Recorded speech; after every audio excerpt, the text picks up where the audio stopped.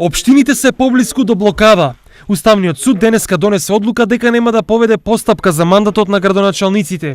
Уставните судии одлучија дека судот не е надлежен да одлучува за правни ситуации кои не постојат и кои се во исклучива надлежност на законодавецот, односно Собранието на Република Македонија.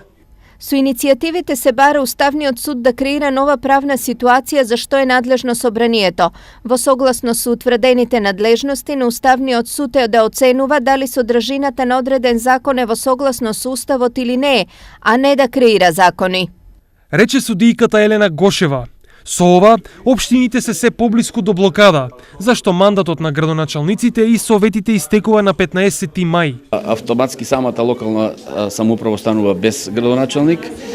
Сите институции што се под општината ќе се најдат во теснец, затоа што нема кој да ги потпише било каква документација, не можат вработените да земат плата и секако дека ќе се соочиме со еден голем проблем. Локалните избори требаше да се одржат во мај, но поради случувањето во Собранието и неговото неконституирање, сите рокови за нивно распишување се пробиени. Две решенија се можни.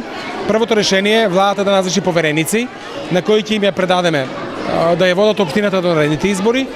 И втората варијанта е да Собранието на Република Македонија донесе дополнување измени на Законот за локална самоуправа, каде ќе дефинира продолжување на мандатот на актуелните градоначалници до следните избори. Што и да се прави, мора да се реагира брзо, зашто општините нормално можат да работат само уште 2 работни дена. Очекуваме дека ќе најдат политичките партии на ниво на држава решение на ова прашање и до првата половина на месец мај ќе до кога според закон ни завршува мандатот. Доколку ова не се случи, од 16 мај нема одобренија за градби, венчавки, плати за администрацијата, а доведена е во прашање и работата на градинките и училиштата.